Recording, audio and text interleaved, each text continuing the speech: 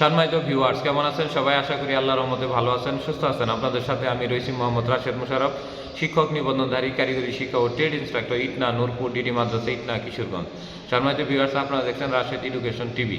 সম্মানিত ভিউয়ার্স, আমার নিজ জেলা জামালপুর ও নিজ উপজেলা সরিষাবাড়ি উপজেলা। সম্মানিত ভিউয়ার্স, আজকের আলোচ্য বিষয় NTRCA কর্তৃক অফিসে যে সকল বিষয়ে প্রার্থীদের আপিল করা যাবে না, অর্থাৎ যে সকল বিষয়ে আপনি NTRCর কাছে কোনো দাবি জানাতে পারবেন না, সেই বিষয়গুলো নিয়ে আলোকপাত। সম্মানিত ভিউয়ার্স, আপনারা সবাই জানেন যে 2005 সাল থেকে বেসরকারি শিক্ষক নিবন্ধন ও প্রত্যয়ন কর্তৃপক্ষ বেসরকারি শিক্ষক নিবন্ধন সার্কুলার প্রকাশিত করে আসছে। এ পর্যন্ত মোট 18টি সার্কুলার 2024 সাল পর্যন্ত দিয়েছে এবং 25 সালে আসলে 19তম শিক্ষক নিবন্ধন সার্কুলার প্রকাশিত হবে যে কোনো সময়। তো এই 18টি শিক্ষক নিবন্ধন সার্কুলারে আমার যে যতটুকু দেখা এবং অ্যানালাইসিস সেই বিষয়গুলোই বলি যে আপনি 13তম থেকে 18তম পর্যন্ত আমাদের প্রিলি, রিটেন এবং ভাইবা শুরু হয়েছে এবং এই ক্ষেত্রে কি নিয়ম আলাদা শুরু হয়েছে। তবে সেক্ষেত্রে আমি আপনাকে বলি যে আপনি প্রিলিতে যদি পাশ করেন কিংবা না করেন, সেক্ষেত্রে আপনি খাতা পুল্য বিবেচনার জন্য NTRCতে আপিল করতে পারবেন না, কিংবা আপনার হাইকোর্ট বা কোর্টে গিয়েও আপনি এই বিরুদ্ধে কোনো মামলা করতে পারবেন, কারণ এই মামলা গ্রহণযোগ্য নয়। NTRCর যে সংবিধান রয়েছে, রিটেন পরীক্ষায় ফেল করলেও সেক্ষেত্রে আপনার লিখিত পরীক্ষায় ফেল করলেও সেক্ষেত্রে আপনি কোনো ধরনের আপনি অভিযোগ দিতে পারবেন না। এবং খাতা পূর্ণ নিরীক্ষণের জন্যও যে আপনি অনেক ভালো রেজাল্ট করছেন, খাতা পূর্ণ নিরীক্ষণের জন্য আপনি আবেদন করতে পারবেন না। অর্থাৎ এই বিষয়ে যদি আপনারা বারবার রাজপথে নামেন, এক্ষেত্রে NTRC এ পর্যন্ত এর বিরুদ্ধে কোনো ধরনের আপনার এই খাতা দেখার বিরুদ্ধে কোনো ধরনের নিয়ম চালু করে নেই। তাই এটার খাতা দেখার জন্য পূর্ণ বিবেচনার জন্য অনেক সময় রয়েছে। যে সকল প্রার্থীরা ফেল করে তারা সাংবাদিকের কাছে যায়, ডেইলি ক্যাম্পাসের ওখানে যায় বা দৈনিক শিক্ষার কাছে যায়, তারা পূর্ণ বিবেচনায় একটি নিউজ করে দেয়। আসলে ওই নিউজ দিয়ে আসলে আপনার কিছুই হয় না। তাই এ ধরনের অযথা পরিশ্রম না করে পরবর্তী শিক্ষক নিবন্ধন দেওয়ার জন্য আপনি অবশ্যই প্রস্তুতি নেবেন। আর NTRC অনলাইনে আবেদনে কেন্দ্রের নাম, অর্থাৎ আপনি যখন NTRCতে আপনার একটি শিক্ষক নিবন্ধন গণবিজ্ঞপ্তিতে আবেদন করবেন, আবেদন করে ধরেন আপনি পড়াশোনা করতেছেন ঢাকা, কিন্তু আপনার নিজ জেলা হলো শেরপুর। তো শেরপুর এবং জামালপুর মিলে একটি কেন্দ্র রয়েছে, যেটা হলো জামালপুর শিক্ষক নিবন্ধনের প্রিলিমিনারি যে কেন্দ্রটি রয়েছে, 21টি কেন্দ্র, তার মধ্যে একটি হলো জামালপুর জেলা। তো আপনি এখানে আবেদন দিলেন, কোনো কারণে নিজ এলাকায় আসতে মন চাইল না, আপনি ঢাকা পরীক্ষা দিতে চাইলেন, সেক্ষেত্রে কিন্তু আপনার কেন্দ্র পরিবর্তন করার কোনো সুযোগ নেই।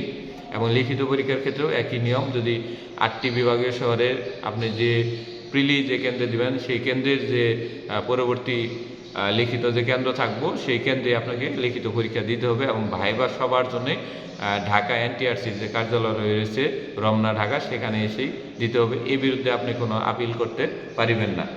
অসুস্থতার কারণে ভাইভাতে উপস্থিত হতে না পারলে ভাইবা দেওয়ার জন্য আপিল করা যাবে না। তবে আপনি ধরেন ইন্টার পরীক্ষা রয়েছে, পাশ করে আপনি এখন বর্তমানে অনার্সে রয়েছেন, এর সাথে স্কুল 2 পর্যায়ে কোনো কারণে ভাইবা দিচ্ছেন বা কলেজ পর্যায়ে ভাইবা দিচ্ছেন, কিন্তু এক্ষেত্রে আপনাদের পাবলিক পরীক্ষা রয়েছে। যদি পাবলিক পরীক্ষা অ্যাডমিট কার্ড NTRCতে গিয়ে পরীক্ষা শুরু হওয়ার 2-3 দিন আগে উপস্থিত করেন, তাহলে সেক্ষেত্রে আপনি পরবর্তীতে ভাইবা দিতে পারেন। এক্ষেত্রে আপনার আপিল গ্রহণযোগ্য হবে। টেকনিক্যাল কারণ ছাড়া কোনো কারণে সুপারিশ না পেলে আপিল করা যাবে না। অর্থাৎ আপনি প্রাথমিক সুপারিশ পেয়েছেন কিন্তু চূড়ান্ত সুপারিশ পান নাই, তো সেক্ষেত্রে আপনি একটি আবেদন দিয়ে রাখলেন। এটা আবেদন দিতে পারবেন, কিন্তু এটা যদি টেকনিক্যাল অর্থাৎ কারিগরি কোনো ত্রুটি না থাকে, যেমন আপনি বলছেন যে আমারটা হলো না কেন, কারিগরি ত্রুটি না থাকলে, কাগজপাতি ত্রুটি থাকলে যদি আপনাকে ফেল করায়, এক্ষেত্রে আপনার আপিল কিন্তু গ্রহণযোগ্য হবে না। আরেকটি বিষয় আমি আপনাদের বলে দিই যে পঞ্চম গণবিজ্ঞপ্তিতে প্রাথমিক সুপারিশ পাওয়ার পরেও প্রায় 108 জন প্রার্থী আপনার চূড়ান্ত সুপারিশ পায়নি। পরবর্তীতে তাদের দেখা গেল এই 108 জন প্রার্থী তারা আপনার ওই NTRCতে লিখিত অভিযোগ দিচ্ছে। পরবর্তী সেটা তদন্ত করে দেখা গেল যে সেটা টেকনিক্যাল সমস্যার কারণে, অর্থাৎ আমাদের টেলিটক বাংলাদেশ লিমিটেড যে টেকনিক্যাল দেয়, কারিগরি সহায়তা দেয়, সেখানে সমস্যা হয়েছিল। এই সমস্যার কারণে তারা পায়নি।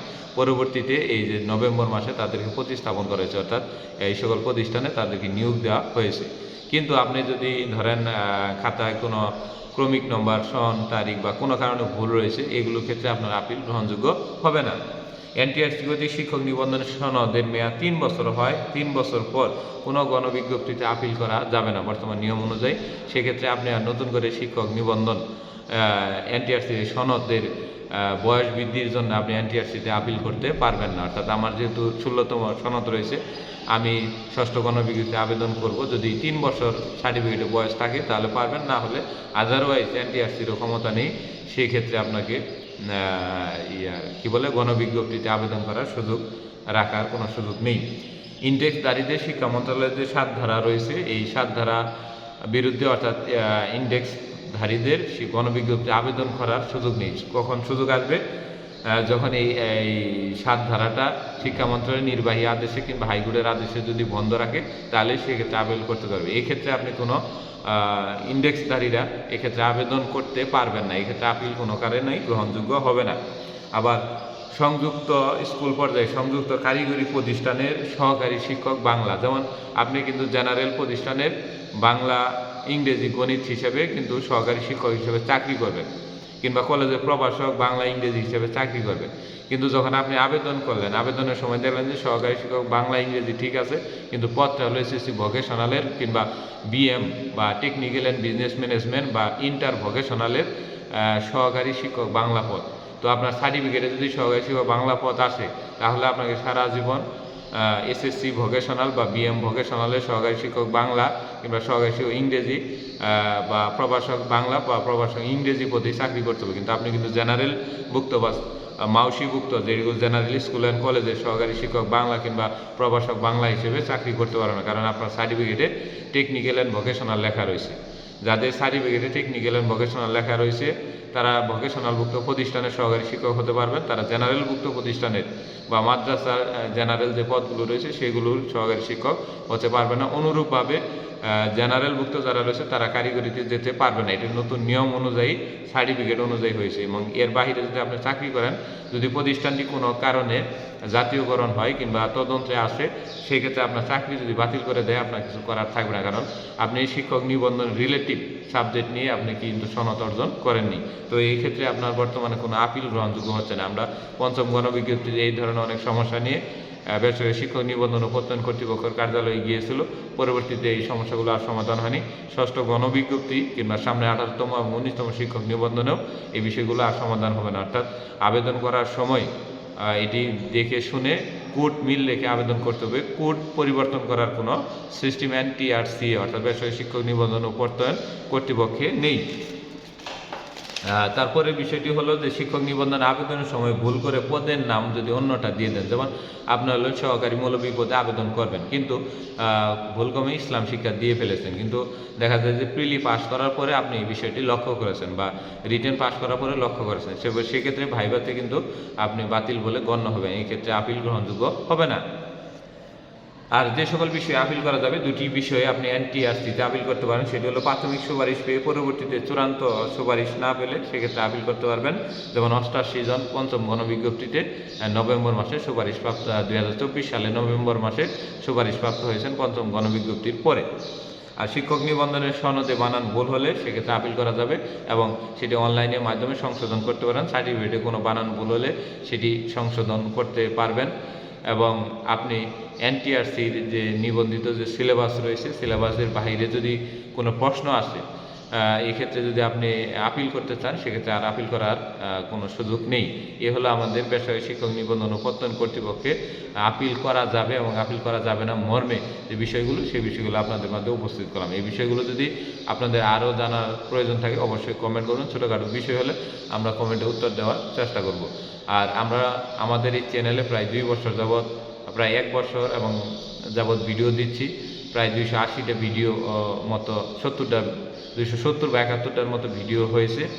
তো এই সকল ভিডিওর প্রত্যেকটা ভিডিওর কমেন্টে আমরা উত্তর দেওয়ার চেষ্টা করছি। পার্থপক্ষে হোয়াটসঅ্যাপেও আমরা অনেকের সমস্যার সমাধান করেছি। তাই আপনারা যদি কমেন্ট করেন, আমরা আশা করি 24 ঘন্টার মধ্যে আপনাদের কমেন্টে উত্তর দেব। এবং কোনো কমেন্ট উত্তর না দিয়ে আমরা আপনাদের বিরক্ত বা আপনাদের ওই রকম কোনো প্রশ্ন এড়িয়ে চলি না। যেটা না পাই সেটি তথ্য সংগ্রহ করে আপনাদের দেওয়ার চেষ্টা করি। তো ধন্যবাদ সবাইকে। সবাই ভালো থাকবেন। সবাই রাশেদ এডুকেশন টিভির সাথেই থাকুন।